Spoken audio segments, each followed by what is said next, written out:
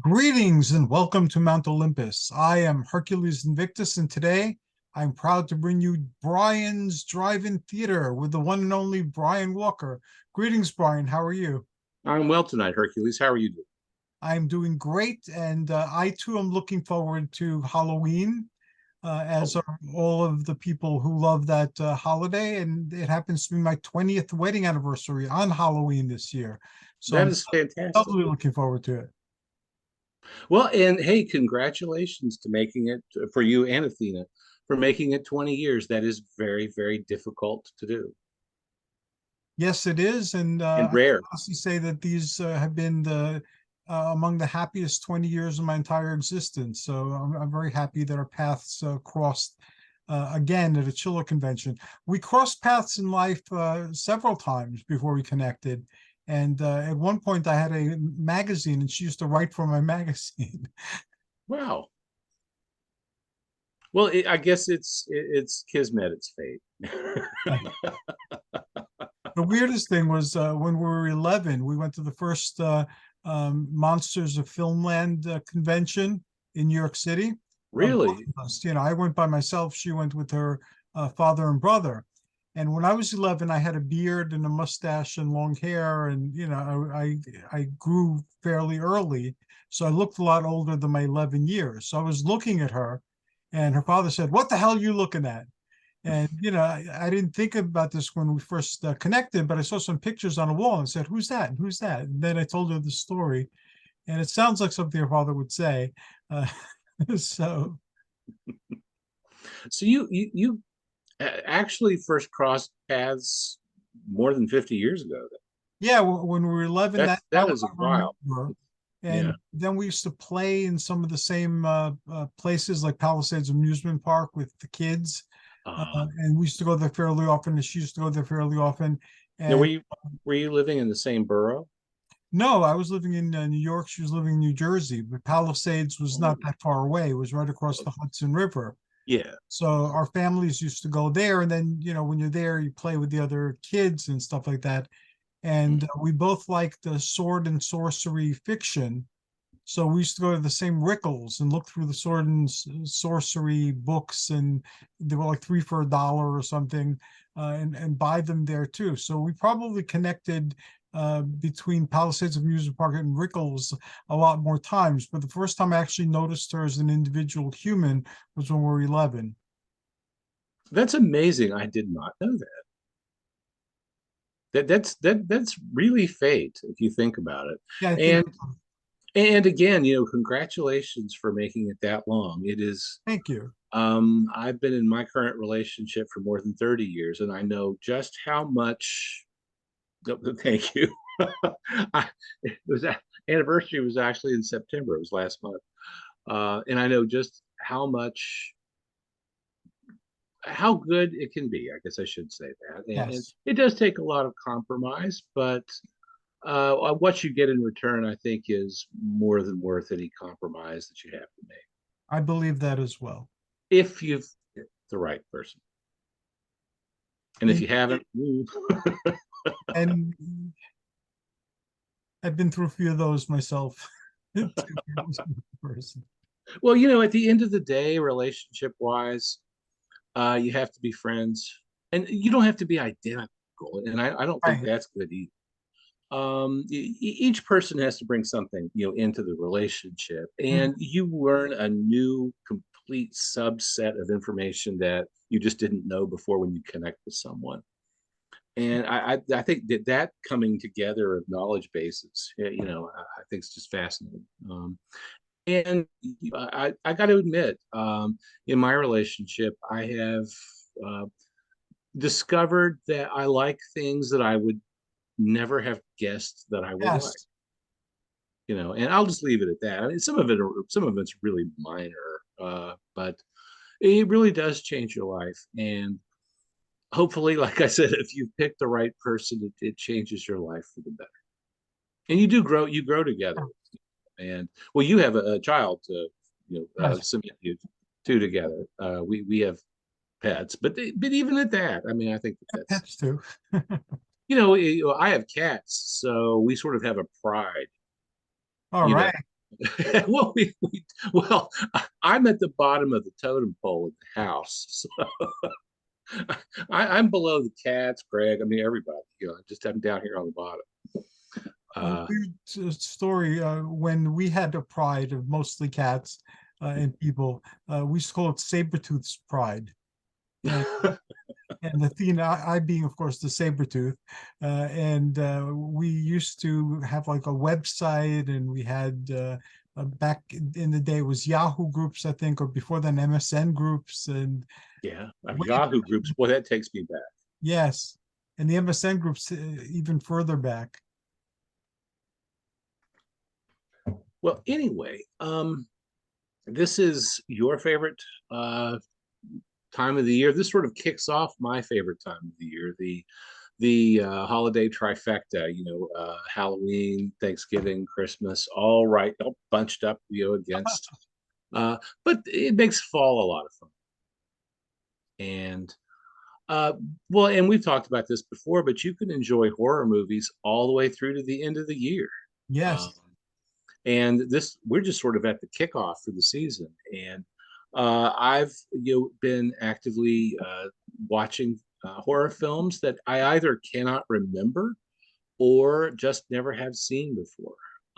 And I've had a great time this month. I know we're only 10 days or so into it, but I've had a great time so far.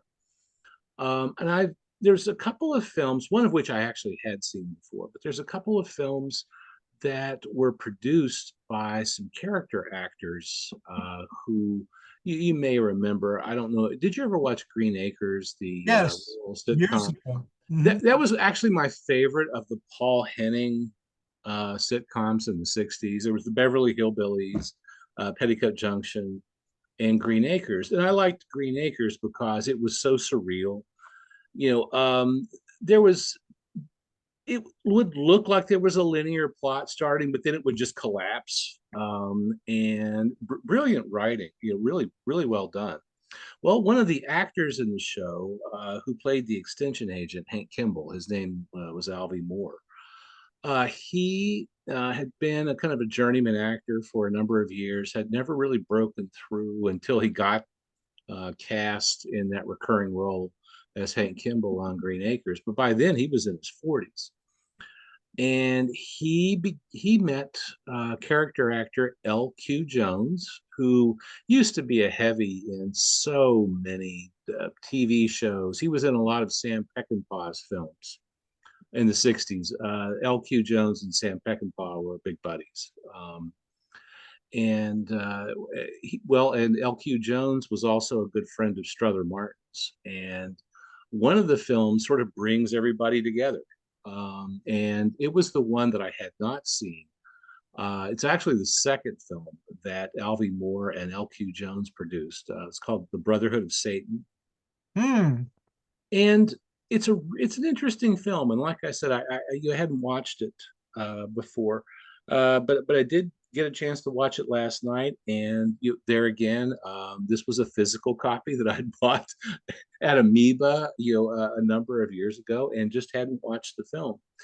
And it's a rare film in that L.Q. Jones is not a heavy in it. I thought he was going to be at the very beginning. There's a scene where the townspeople are very agitated.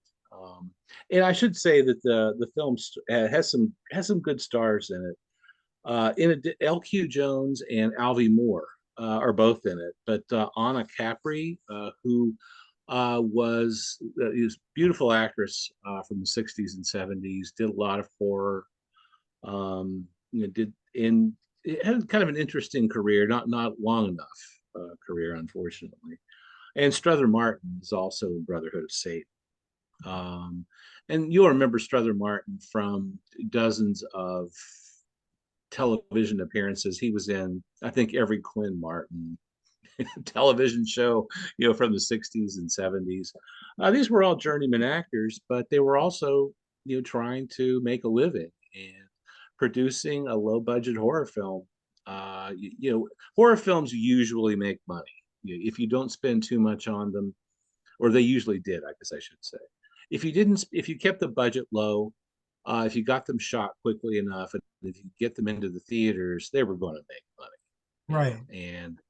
And actually, the pair made two films. They made one in the late 1960s. I think it came out in '69, called the let me get this right, The Witchmaker.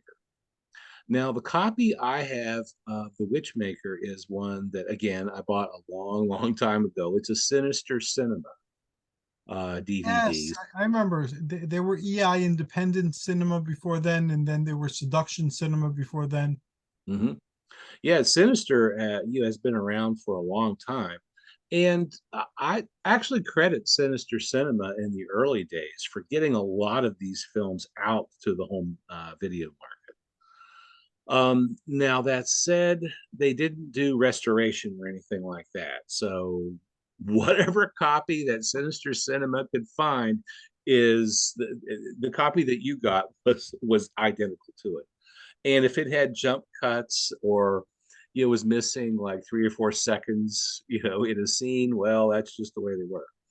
And I have to say, between the two films, I found The Witchmaker, although really interesting, harder to watch because the copy is not in very good shape. Now, the copy that I got from Amoeba of the Brotherhood of Satan looks fantastic. I mean, it's a beautiful, crisp um, widescreen copy.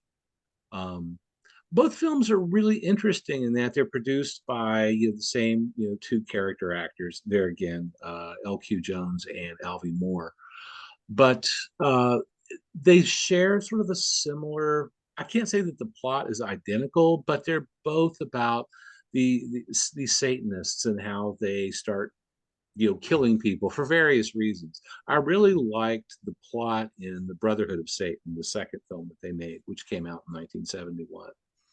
In that there's this mostly elderly group of people led by Strother Martin, and I don't want to dole out too many spoilers, but they start rounding up area children uh, because their bodies are soon to, the adults, their bodies are soon to give out. There's some people in extreme old age, and they want to be reborn, and that's where the children come in. And I'll leave the plot at that. But I thought it's a good movie. Essentially, it has a really creative ending. As we were watching it, Greg kept telling me he didn't like the ending of it. And I started thinking about it, and I thought, well, I actually do like the ending of it because not everybody in Brotherhood of Satan perishes. A lot of people do. It does have a pretty high body count, but not everybody does. There's a protagonist and his wife. They survive, but their child does not. Well, their child lives, but is part of the Brotherhood of Satan. Yeah, at the end, and I'll just leave that at that.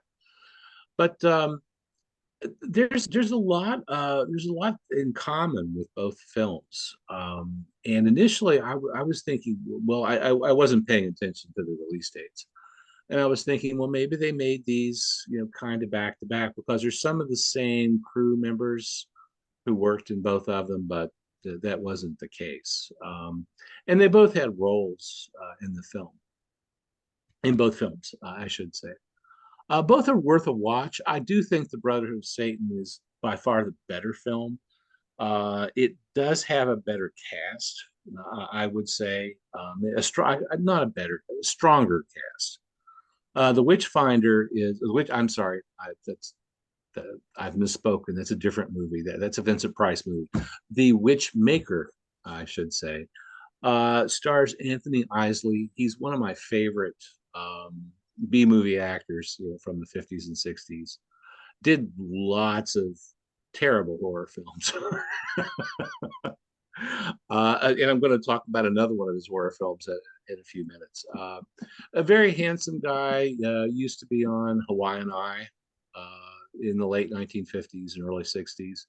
Very suave, debonair, and had a family to feed. and did lots of television and did lots of drive-in movies. He made movies with Al Adamson, including Dracula versus Frankenstein. He's in one of my favorite terrible horror films, which is called, well, I don't know if I can even call it a horror film, but it's the Mighty Gorga.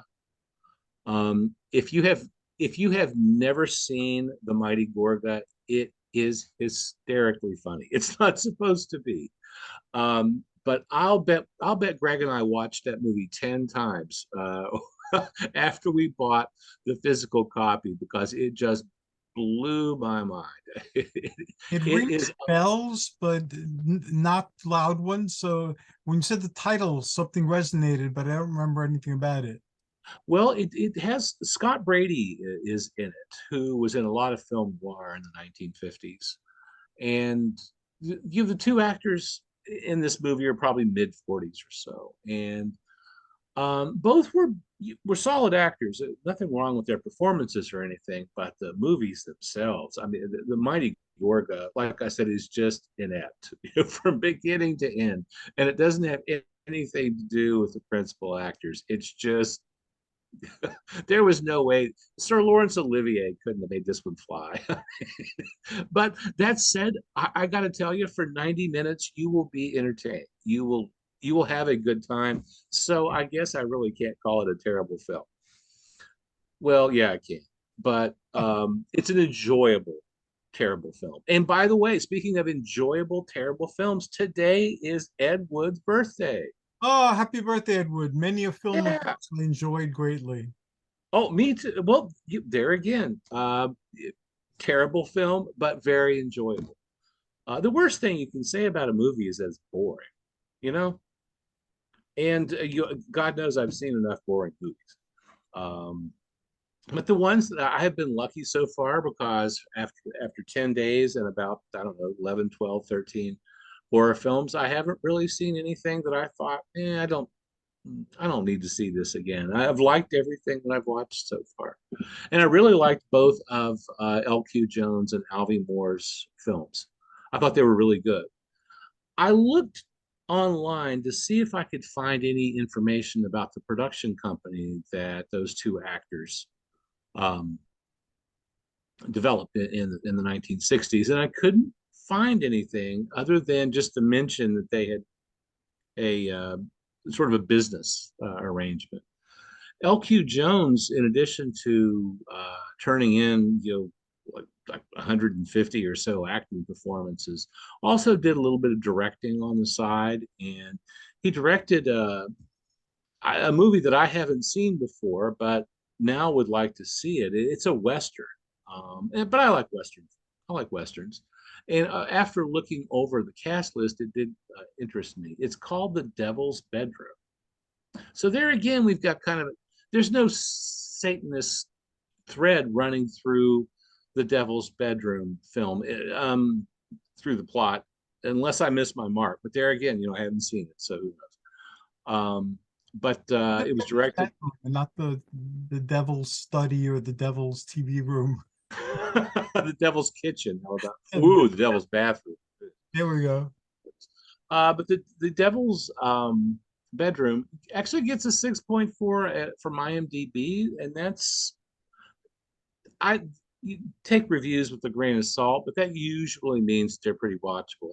Anything over a 4 for me is usually okay. Anything under a 4 is like the Mighty Gorga. Very fun to watch, but a terrible film. But I would like to see this first L.Q. Jones directorial effort called The Devil's Bedroom. One of my favorite character actors from the 50s, John Lupton, who did a lot of Westerns. And John Lupton, by the way, was one of the stars of Jesse James Meets Frankenstein's Daughter. Speaking of really terrible films, but fun, I should say, fun, terrible films. And Dickie Jones is in it. Alvy Moore is in this movie. And then this is 5 years before they made The Witchmaker. So I guess all of these character actors just sort of banded together and you formed a production company and got these movies made. I think it's very impressive. And it made them some money.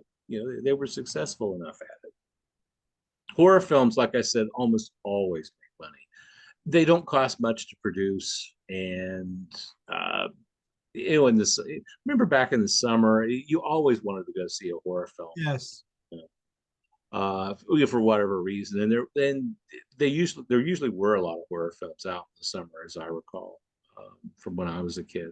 Back in the day when I had my TV show, and after we made our documentary that got like shown like locally and then further afield through cable and stuff, uh, we were thinking of making a horror movie, and it's kind of like, okay, we can get access to woods, and we had somebody whose parents had a house that we could use. So we have a house and we have woods. So it was like, what can we do with a house and woods? And Oh, there was a lot we could do with a house and woods, or just woods, or just a house. So Night of the Living Dead starts out that way. The movie that I was watching right before, talking to you is called Deranged. It's a 1974 horror film that is based, like all the horror films in the 70s. It's based on the life of Ed Gein, the yes, Wisconsin, the famous Wisconsin. I don't want to call him a serial killer, although he did kill people. I, what do you just? I don't know. Other than calling him deranged, which is the name, which is the title of the movie, I'm not exactly sure what you call him. yeah, he was a cannibal. He encouraged cannibalism in other people, and he used He to wear the skins of people and do weird dances. Buffalo Bill in one of the had a Silence of the Lambs. yeah, Silence of the Lambs Yeah. was adopted or had adopted some of Ed Gein's characteristics. Well, his story has been used in countless horror films. I mean, it is gross. I mean, I will give you that. His mother died, and he attempted to sort of rebuild her by going out and getting her new parts. So he did a lot of grave robbing, which is gross. But he, not that he was a serial killer, but he did kill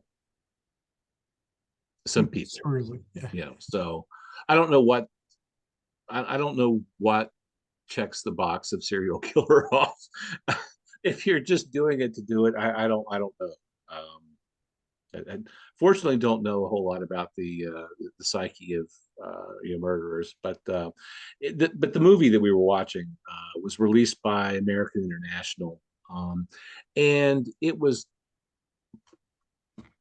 brought to life partly by people who did Children Shouldn't Play with Dead Things. Only partly, though. It's not directed by Bob Clark, unfortunately, as Children Shouldn't Play with Dead Things is.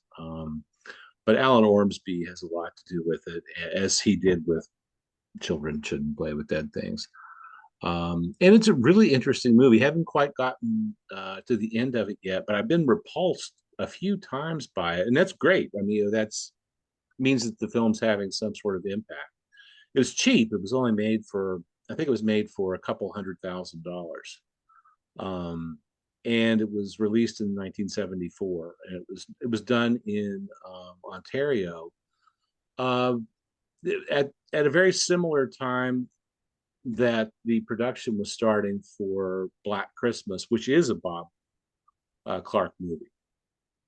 And they actually have some more. There are a couple of actors common in both films, which I found interesting. So I guess at that time, the film production in Toronto probably wasn't what it would be now, and you probably just wound up using a lot of the same actors and crew because they were there and they were available and they knew their lines and knew how to do quick work.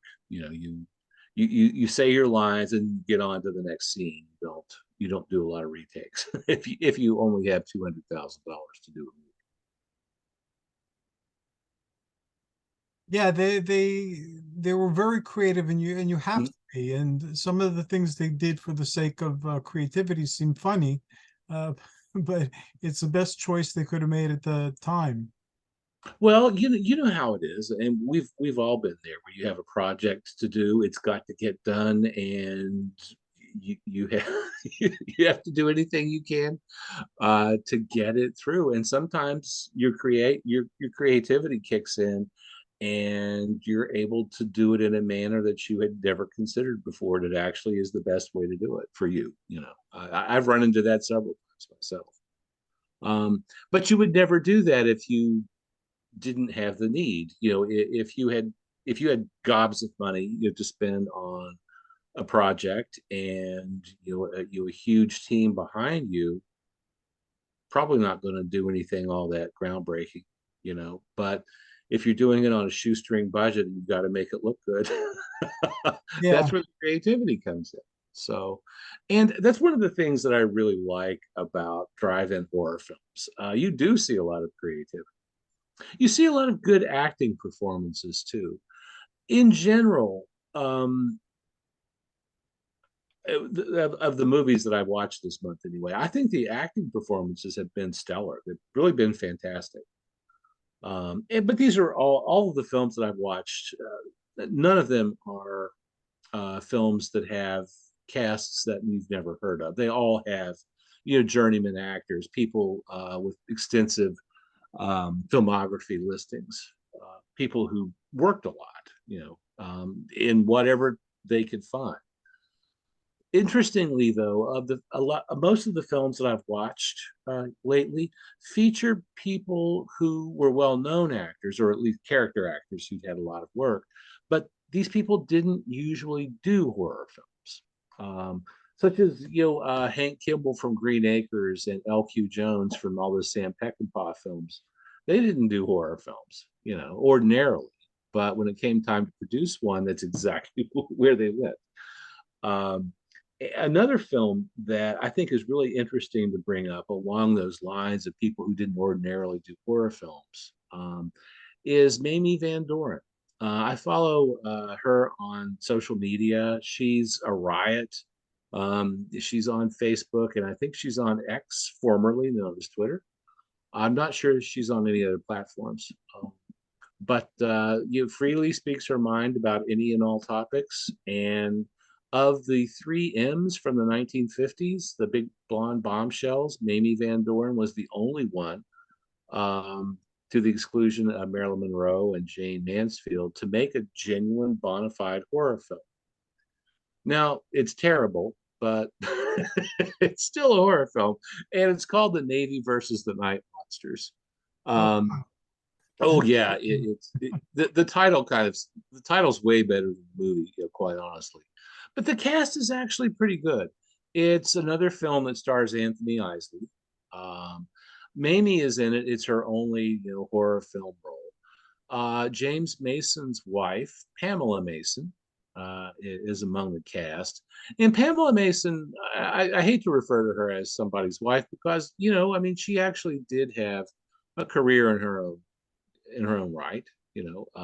Bobby Van, the song and dance band from the 1950s, it also has a role. So it's got some, and Walter Sand is in it. It's got quality actors. It's just a dull, terrible movie, but it is fun to watch. I shouldn't say that it's dull because I've watched it several times. It's not the it's you're not going to be chilled by it. It's not going to frighten a whole lot of people, but it is a fun movie to watch. Now, another film that I had never seen before until just a few days ago was Frankie Avalon horror film. I had watched one of his years ago called Blood Song, and I think it's from the late 70s or early 80s. But he did a horror film in Britain in the late 1960s called Horror House. And I always wanted to see it. Jill Hayworth's in it. Dennis Price is in it, who you can see in lots of films, including some horror films. And I just wanted to see it. And it's a good film, but I was kind of taken aback in that Frankie Avalon is the star, but he doesn't have a whole lot to do in the movie. I was a little disappointed in the movie, from that aspect. But other than that, though, it's a quality horror film, certainly worth a watch. We actually bought the DVD of it, even though you can watch it on YouTube. or at least for right now. Who knows? I don't think it's public domain, so that could be an issue for some people. But it was a fun movie overall. I would probably watch it again. Um, Again, though, I wish Frankie had more to do in the film. It seems as though they cast him in it just to say, "Oh, Frankie Avalon's in a horror film," which could be. Avalon is in a horror movie. Yeah, exactly. Any Uh, reference to Annette Funicello or Moondog or no, no, they don't touch on that at all. This is just straight British okay, horror film from the late 60s. There's no nodding or winking to any beach or anything like that. It's just, straight horror film. a shame. Well, no, actually, I kind of prefer it that way. I like high camp more than low camp. No, I gotta say I can appreciate low camp and half often, but high camp so much better. I love it when it's honest and genuine. You can taste it. It's so sweet. I mentioned Amoeba Records, which is still a going concern. I think in on the West Coast. We used to go to the one in Hollywood, which used to be down. Oh God, was it on Sunset or Melrose? I can't remember which street it was on. But it has since moved up into Hollywood, where the old partially where the old Virgin Records megastore was, right there on the boulevard, right there on Hollywood Boulevard. Haven't gotten back to Hollywood to see the new Amoeba. But when we were in San Francisco about a dozen or so years ago, we went to the Amoeba that's in Haight Ashbury in Mhm. San Francisco, which is a great. And we found a copy of a movie that I had looked for years. And I watched it again. I knew that I had watched it, but I kind of forgot the plot. It's a Burt I. Gordon film, and Burt passed away, very recently. He was a director who made, lots of movies that surround the giganticism of kids, like in Village of the Giants or in bug movies from the 1950s. This one he doesn't do that in. This is just a straight up horror film, and it's called Picture Mommy Dead, and it's got a great title. It is a great title. It is. It's a really good title, and interestingly, he starred his daughter, Susan Gordon, in the film.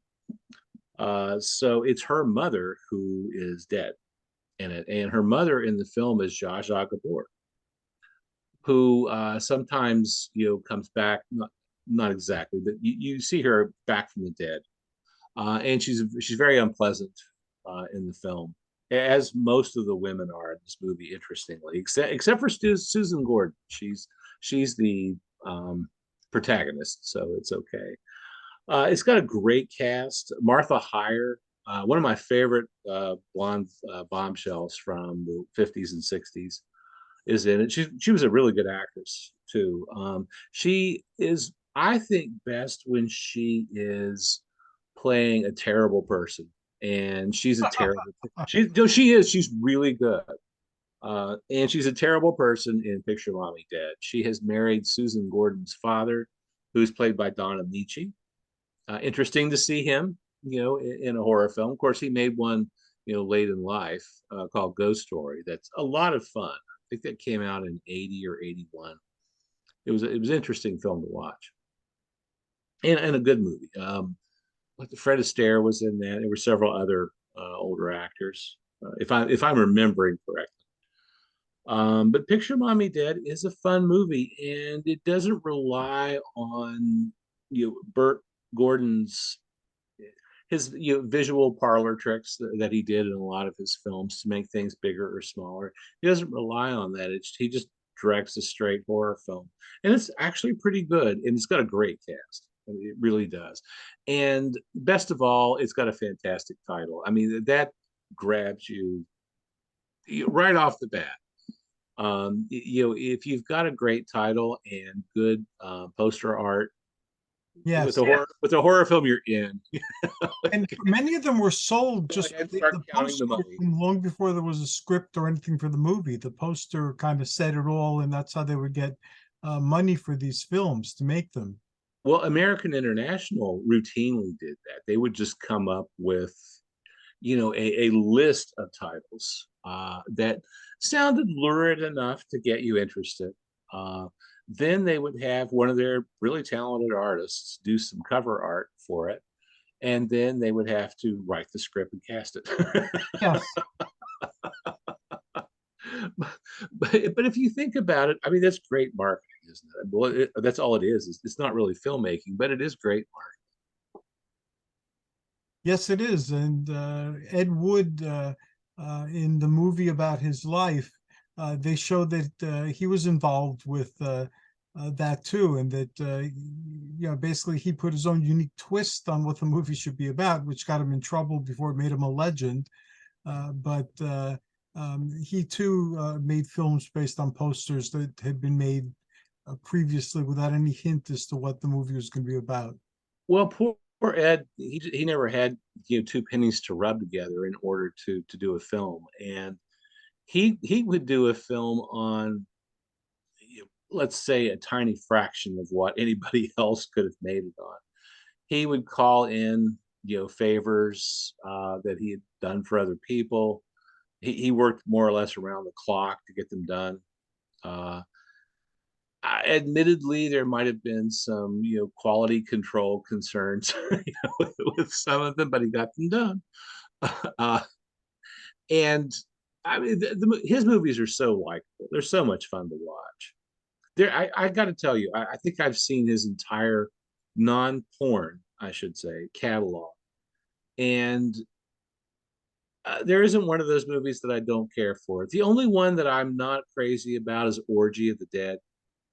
I was Uh, just thinking of that one because that's a very odd one. You have dead people doing striptease dances. well, it could have been really fun. It could have been cool, but it's just, it never ends. It just keeps going and going. It's like, I don't want to see another striptease. Uh, the cast isn't bad. It's shot really well. I think we still have a copy of it, quite honestly. I'm sure we do. I probably have one someplace too. It's a beautiful copy. It doesn't look bad at all. I first saw it probably, I don't know, 90s, long time ago. I think it was on VHS. And the movie just doesn't do a whole lot. It's just the same thing over and over and over. You know, Mm-hmm. uh, I mean, I can see where in the '60s that it might have done some decent box office because it's just one striptease act after After the another. other, yeah. But it was a lot easier to titillate back then too. Yeah, so I like if you Plan 9 if you from Outer showed your Space. ankle, That's one of my favorite movies. well, Plan 9. Plan 9, yeah. And Plan 9 has so many sequels, unofficial sequels to it, both in print and comic book and also in film. There are tons of references to it or uh, Mhm. unofficial sequels made that it's fun to watch those as well. They're not as good as the original, but And I bet I have seen Plan 9 25 times. mhm. Starting off when I was a kid. Since it was public domain more or less from the day one. Um, it got sold into syndication packages, and especially if you bought a syndication package that had a lot of horror films in it, they would shove that in to pad it out. And the first time I watched it,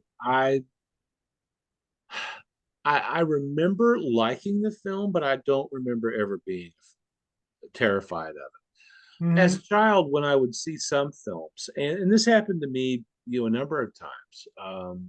I can still remember the first time I saw the original Frankenstein. I was probably, I don't know, 7 years old maybe, and it was on late at night. Um, I'm thinking after the news, like 11:30 or something like that. And I watched the whole movie like this as a child But you because, watched it, yeah. well, the monsters make, well, Boris Karloff's makeup as the monster is terrifying, and he's really good at it. Hmm. Um, he took, I think he had a couple of bridges, and he had them removed so that he would have that sallow, dead looking face. Um, it's just it's a fantastically made, film, Yes, it is. and but scared the bejesus out of me as a kid. It really did. And this was a kid. I mean, I had seen, the Munsters, so I was used to the overall look of it, but the movie really terrified me. And I got to say, Plan 9 never No, never did that. But still, a lot of fun to watch. Great cast too. Where else are you going to get to see Tor Johnson, Vampira, Greg Walcott, who was a genuine actor who had a terrific career for years, is the lead in it. Then you've got all of Ed Wood's usual cast, like Conrad Brooks. Let's see, Mona McKinnon, I think, was in a few Ed Wood films. John Breckenridge, Dudley Manlove, who was a radio announcer in the 40s and 50s and tried to break through in a few films and didn't have a whole lot of luck. But he's the lead alien in Plan 9 from Outer Space, and he does a good job. I mean, he's trying with the material that he has and with the hilarious props that he has to use. And I love how the spaceship has ceiling to floor curtains. shower curtains. Yeah. Well, but the spaceship itself, whenever they're inside, it's just curtains. But there again, this was a movie. He didn't have, Wood didn't have much money at all, and the set decorations, I don't, except for the curtains, don't look so bad. Now the shot that you're talking about with the shower curtain, that is the cockpit of the plane, Yes. which is really bare bones. It's just, there's just nothing there. They've got wooden blocks that they're holding, as opposed to actual plane controls. They have the shower curtain. It is hilarious. It is. They have Criswell too. Oh, well, Criswell was a Wood staple. He's in several of Ed Wood's movies, and he's like a fantastic, a really interesting character in his own right. Yes. Very well connected too. He knew Mae West very well. He used to be on the Tonight Show Hmm. quite often with his predictions, which I mean, it was good hoopla.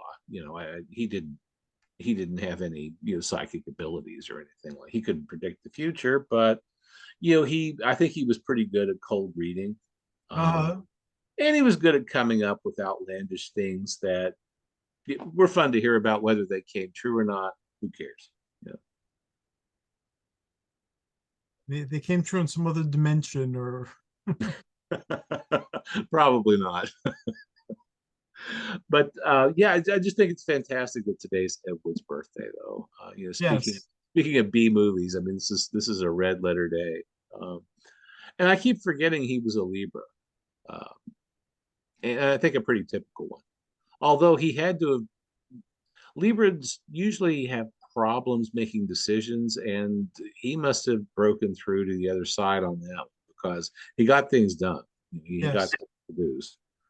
Not that that's not. I'm not saying that Libras can't. I'm just saying that when they're faced with a fork in the road, they usually just stand there. They don't know. They overthink it, and they just don't do anything. And Ed did not have that problem. He came up with pure gold and things that weren't pure gold as well. But And he did them. He finished them. He completed them. He got them out there. And despite how difficult his life was while he was living it, he became a legend. And lots of people know who Ed Wood is, where they wouldn't know who other people who perhaps lived more conventional lives are. it would have been nice for his sake. I think he would have loved to have known that his films have been so influential. And it's a shame that he died, in poverty, never knowing that, people had really fond remembrances of seeing his films. And to the point where there are some people who can pretty much recite the script for Plan 9. Yeah. I think I was there at one time myself.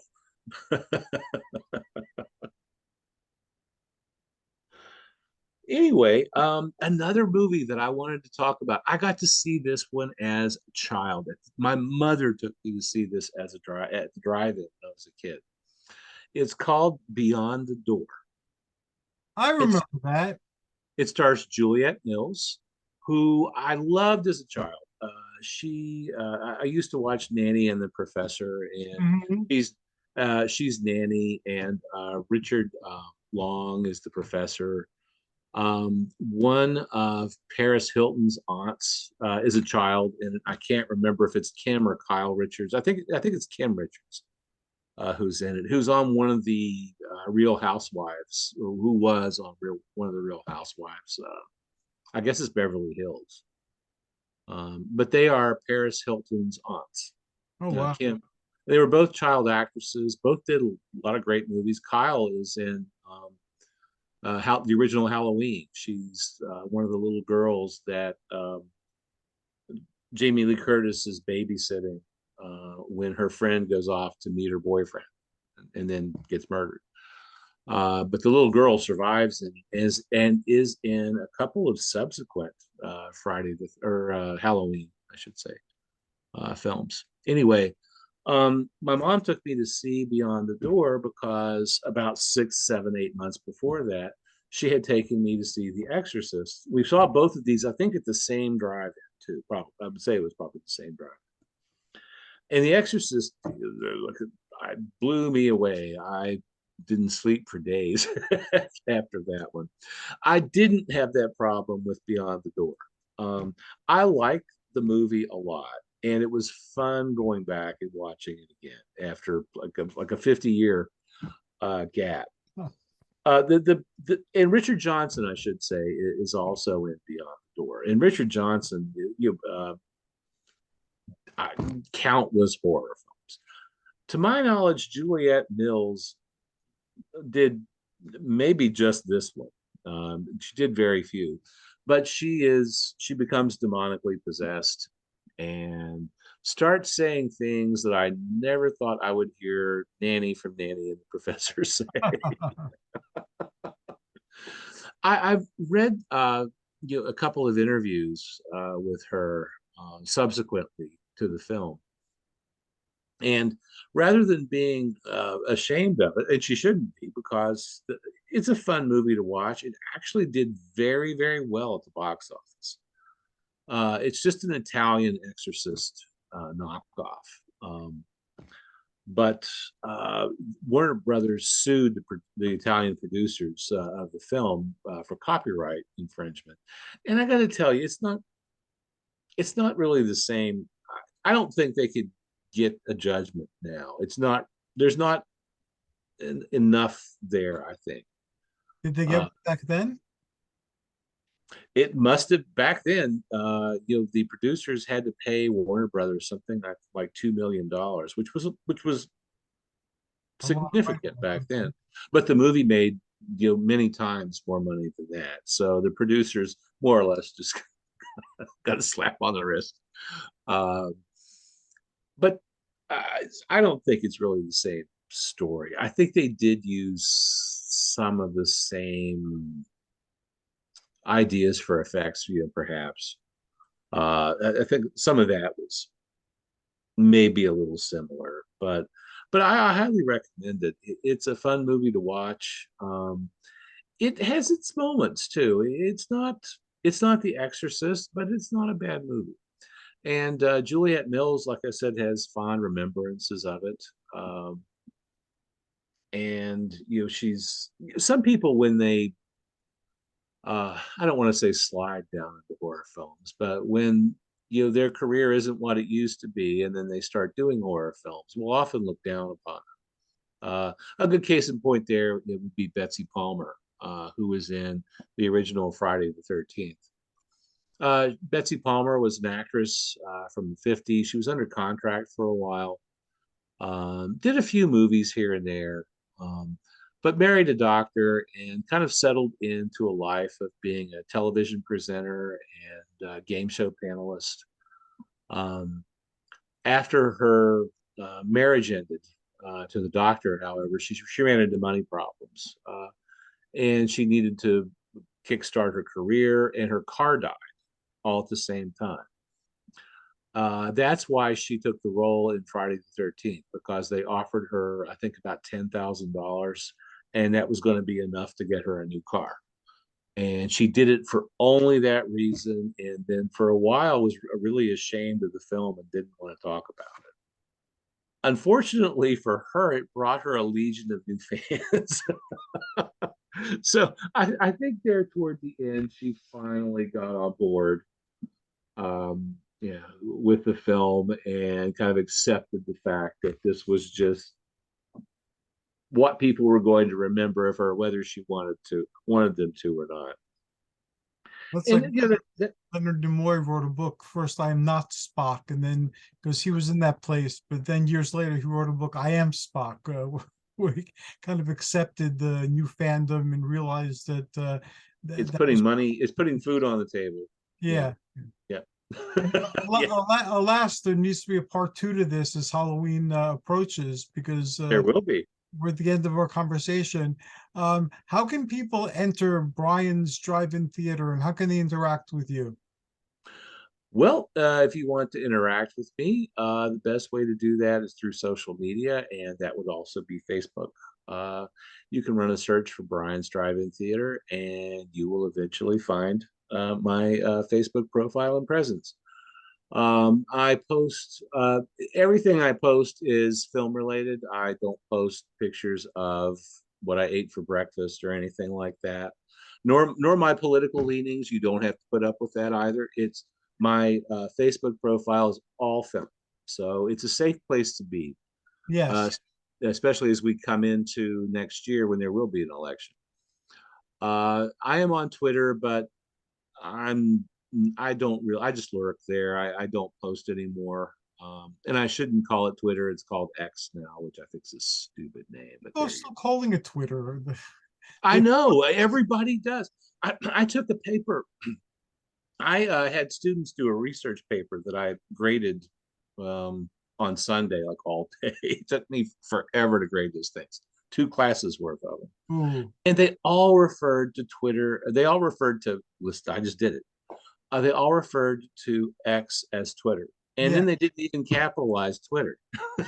Just like, you've got to capitalize the names of apps, and it's not called Twitter anymore. It's called X.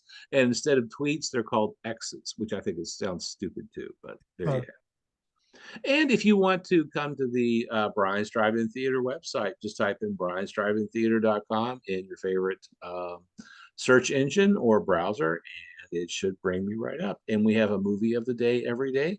Today's movie of the day was Plan 9 from Outer Space.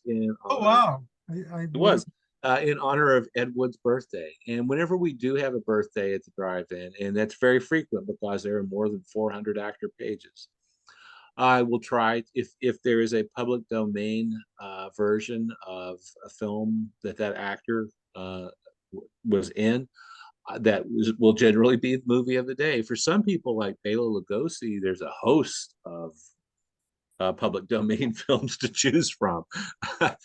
On Bela's birthday, which is actually 10 days from today. Aha. And celebrate it through by having a special Brian's Drive-In Theater? Well, maybe not a special so much for Bela Lugosi, but it will. I do want next week. I do want to talk about the subsequent films that I'll be watching. Okay. And there's a lot more. I watched a great one called Island of the Fishmen with Barbara Bach. It's a takeoff on the Island of Dr. Moreau. And how many movies have that same plot? Many. I used to collect them. I like the story, and it's a good science fiction a lot.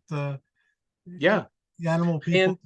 And I love the Fishmen in Island of the Fishmen too. They have a great look about them. Richard Johnson is in this one too. I mean, he can't stay out of horror films. Joseph Cotton, who also did lots of horror films towards the end of his career, he's in just numerous horror films, starting with Hush Hush Sweet Charlotte. Um, and then moving on through the rest of his career, he's in Lady Frankenstein. He was another actor who it worked no matter what, and he was a good actor too. Now, I remember when I was making television, I had read Lloyd Kaufman of Trauma, his book, Everything I Learned About Filmmaking, I Learned from the Toxic Avenger. I love that title. That's a good Yes, title. and it was a great book, and he had a quote in there as to he was making movies without a camera.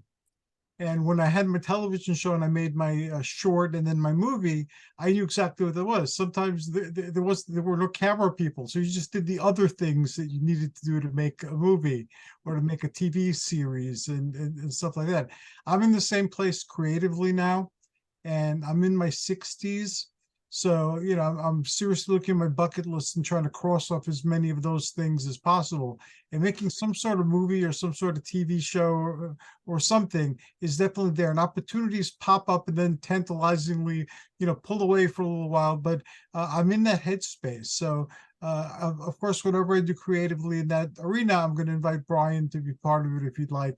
So stay Certainly. tuned for something coming probably sometime next year. And Brian, you're incredibly awesome. Oh, Thank you so very much for spending time today and sharing your list of movies and some insights into them. And I look forward to part two and, in fact, to all our conversations.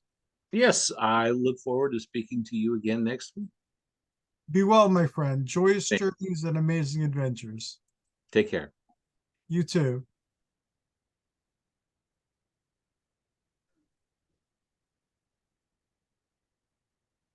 That should have done something.